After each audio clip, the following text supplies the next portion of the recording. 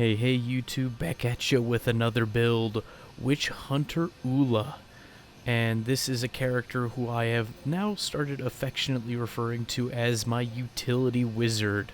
Because while this build isn't as specialized as you may like for a level 80 bracket build, they are capable of so many different utilities as to make them lots of fun to play. For those of you interested, the build is on screen for you now, and I like this build. It's fun to play as, but it's not the best. I would say you'd probably have more fun going pure intelligence, lowering the strength and the dexterity, so you're only utilizing straight swords and the incantations, or, you know, playing a different style of build. Magic builds are in a tricky place right now. Though they are viable, they are not top tier. At least that's how it feels. Though I've always loved wizards, more honest wizards, less spell spammy wizards. During the filming of this episode, I was trying to get spell combos off where you combine carrion sword sorceries with your straight sword to try to get those pseudo combos, but they feel a little bit latency dependent or I'm not getting them down right. Maybe I need to angle the carrion greatsword to make sure it hits with the end of the attack and not the beginning or middle. I couldn't say, but even though I may not have gotten many spell combos off during the course of this video, I had lots of fun with the sheer amount of utility. I changed up the build from last time and made sure I had like 4 straight swords next to each other with different ashes of war, and something about switching from one weapon to an identical weapon with a different ash of war to throw off your opponent is just so very satisfying. I love it. I had a lot of fun trying to outplay my opponents. If there is a major downside to the build, it's the poise. You don't really get much room for poise. And that's the problem with trying to do a level 80 caster build that isn't pure caster, right? I wanted a little everything. I wanted some spell sword.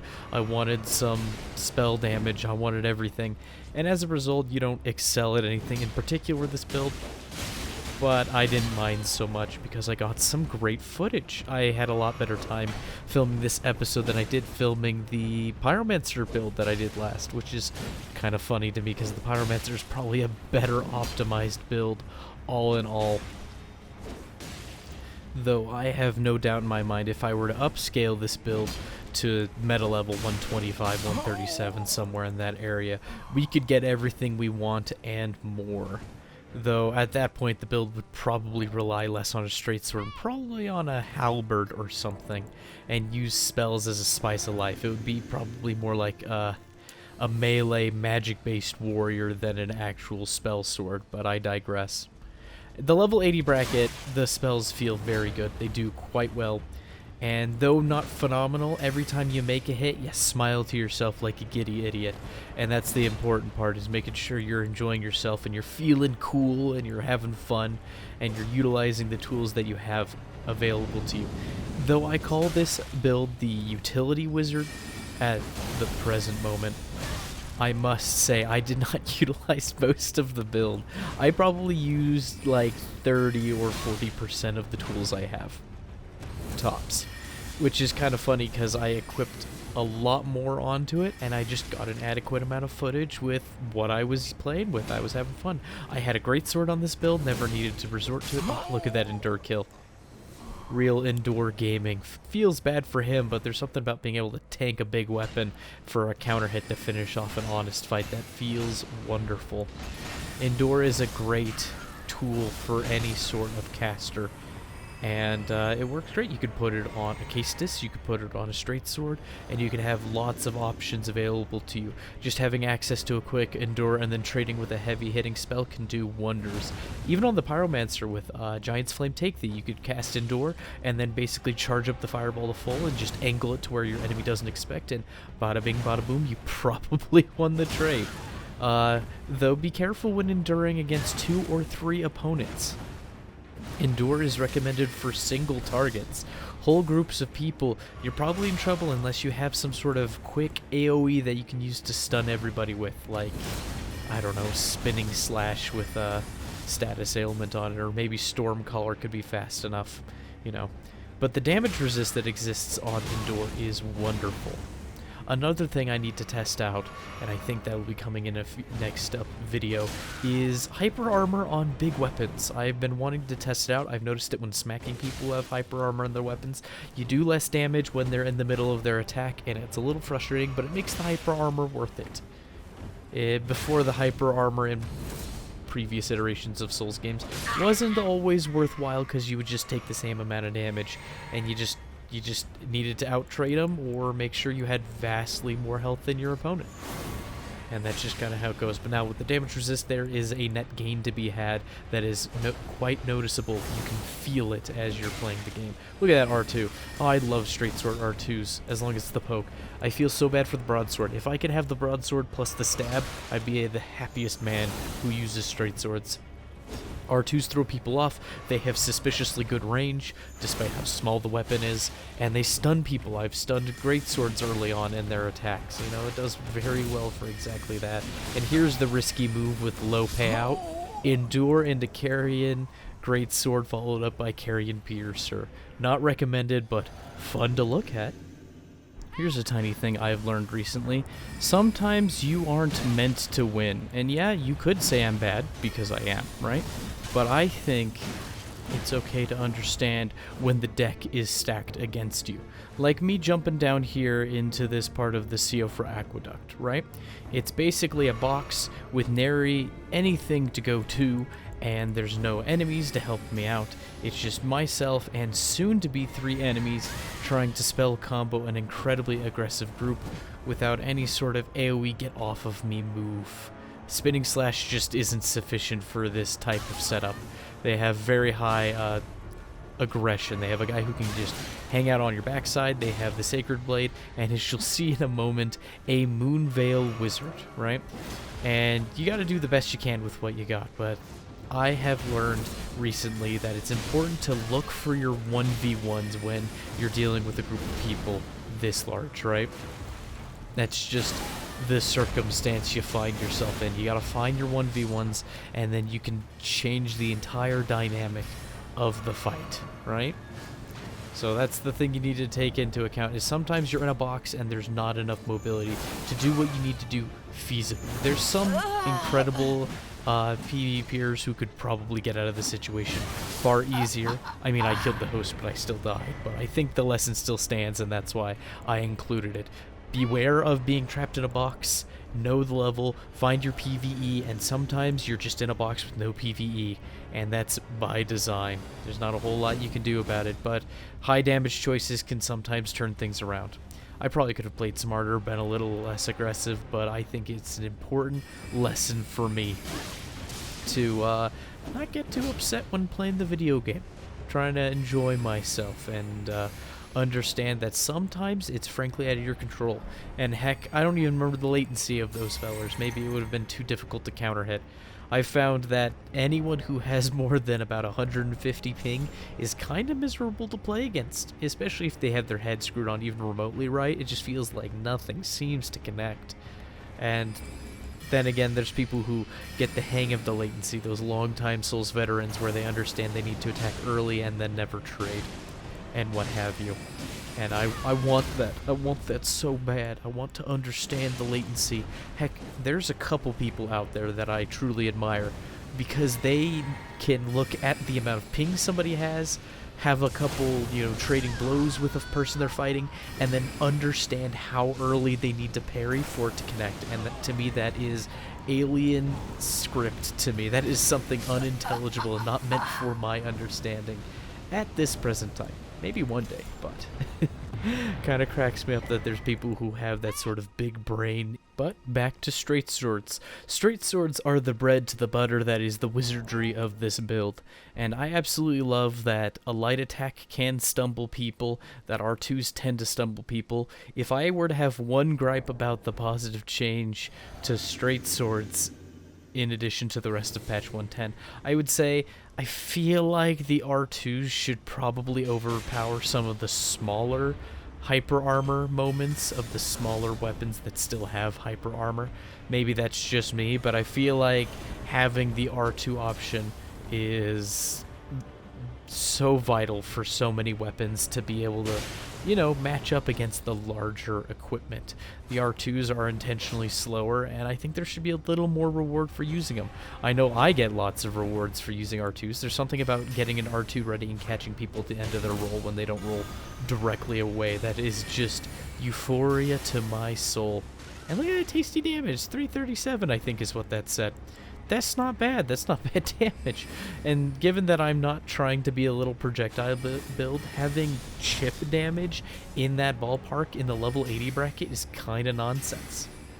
But to be fair, I am using the Sorcery Talisman and the Godfrey Icon Talisman, which buffs charged up abilities, including Ashes of War or spells that can be charged. And so the result is tasty damage even though I'm not building for it. I guess if you wanted to do a modified version of this build and not focus on sword sorceries but wanted to use more projectiles and be that guy, given the amount of intelligence and upgrade level I'm at, you'd probably do very well with the Academy Glintstone staff. That seems to be that mid-game staff that has fairly high spell buff, or whatever it's called in this game. Incant scaling, I don't even remember. The power of the staff, you know, that number, if you care about numbers at all, that's what you're looking for.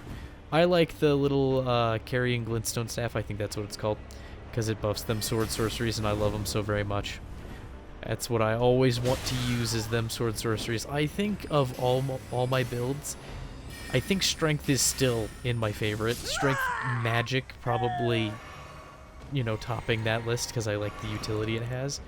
But there's something about the spell sword that rests in third place and just fills me with joy. Do I wish it was better? Yeah, and I need to test out this build at a higher level. That's going to be my next, not my very next thing I do, but it's in the dock. It's on the docket. It's in the list. I do want to try a build like this around level 125, 137. I think I've only done my spell swords in the level 80 bracket. It just feels like they're cozy there. And I need to expand. And now that I have officially finished recording and editing the lore through, I'm going to have another character slot for now, which is going to be very happy for me, so I can do more of these silly things. And I've seen this a couple times. I think I've only seen it 2 or 3 times. Well, I guess a couple would fit into that. But people putting Barbaric Roar on the Nagakiba, I think that's what it's called, the really long katana. I'm not a weeb, I don't know what those things are called. Look at that charged R2 catching him at the end of his first flurry of attacks. My goodness. People, the animation that they do when you stab them in the face with an R2, something about the stumble, it always looks like this little dumbfounded sort of thing. And it cracks me up every time. This was one of them ultra sweaty fights that probably didn't need to be ultra sweaty. I don't even remember what this guy's ping was, but I remember after fighting him, his friend, and then fighting him, I was so confused. Because you fight one, and the fight goes on long enough because you're all playing defensive and trying to win at all costs that you lose your Wondrous Physic. He has his Wondrous Physic still, and so you're just kind of getting tapped out on resources. He has the foreknowledge of having seen you fight the other guy, so he knows a couple of your tricks that you might surprise people. There's me swapping to Royal Remains because that little HP tick really helps. For those of you who don't know, and I'd be surprised if you're watching these videos and don't know, Royal Remains set, each one gives you health regen if you are under 18% health. If you have the full set, your HP comes back very fast, up to 18%. Funny thing, the Sword Branch Talismans, red and blue variety, blue being defensive, red being offensive, they give you a damage resistance and damage dealing buff, respectively, if you are under 20% HP. So the Royal Remains set, getting you up to 18% of your max HP, never has you exceed what that buff gives you, which means that if you have those, you know, the Royal Remains set, plus the 2 Sword Branch Talismans, and then if you have like the Twin Bird Kite Shield on your back that does this similar thing to the branch swords, then you can enter Cockroach Mode. I kind of want to make a build centered around Cockroach Mode because there's something very silly about getting very difficult to kill at those lower HP values. And I was kind of spiteful after how much time these people took from me, and I killed the red who was just watching. I feel only slightly bad, but hey, sometimes you just gotta act out, and the video game is the perfect time for that. Responsible goofing off and acting out, of course. None of that, losing your cool nonsense. Here's another direction you could take the build if you're interested in copying it or any of its aspects in any capacity. I learned through this invasion that Ashes of War of a magical variety can kind of do what you may want to do as a wizard without you needing a staff and spells necessarily. You can just, you know, swap around a handful of your stats, make sure your talismans are like the Shard of Alexander plus the Godfrey icon, and you can essentially be a faux wizard with an intelligence stat just by using Ashes of War. Let me demonstrate here with this glintstone dart. I take one little pew and it's 516 quick damage, and the glintstone dart shoots fast. It travels through the air faster than other sorceries that are supposed to do the same thing. I know it's supposed to be an upgraded version of Glintstone Pebble. Not Glintstone Comet, Glintstone Pebble. But I'm just able to just stand here, fully charge this nonsense, and take that guy out. 709 damage. It might have done more had he had more HP. I don't know, but at level 80, that is a decent chunk. You could just juggle that and like a Moon Veil and perhaps, I don't know, the Ritual Death Spear, and you could be a faux wizard without ever picking up a staff. And I show off a little bit of that finally at the end of this video. I stopped using the sword and board as heavily and started using other weapons. Just because I was like, I have the rest of this kit, I should probably be using it. I, you know, made the sacrifices to be able to wield great swords and other weapons of the sort at the loss of armor and things like that. And here I am finally using it. I have to deal with this guy's Wi-Fi moment, though, as he's stuttering about for a little bit. But something about keeping your cool and making R2s and carrying slicers, I don't know, just it feels nice. When you have people on their back foot and you're reading them like a book and you're dodging, you know, their big attacks for the most part, they might get little things through and through. But when you are in total control of a 1v1, that's where I feel like you get the most satisfaction out of your invasions, right? And that's usually because you've split somebody off from the group. Occasionally you might have those moments in a 2v1, a little significantly harder in a 3v1, but I digress. Goodness, the swap to the Moon Veil hits so hard, and I was just giddy with swaps. I'm like, I'm gonna finish him off the Glintstone Dart and be the coolest guy ever. Look at this. Oh no, he's spamming the same thing over and over again isn't working. But hey, you still have R2s on the knife, even if it doesn't stumble people. The damage is enough to finish people off. Another thing I have learned is that paired katanas is kind of like the new Power Stance Great Spear, at least for patch 110. And I'm not saying you can't use Power Stance Great Spear. It still has a place. It's just not as strong an option, and it only feels that way because everything else is now a better option, not because it necessarily got weaker.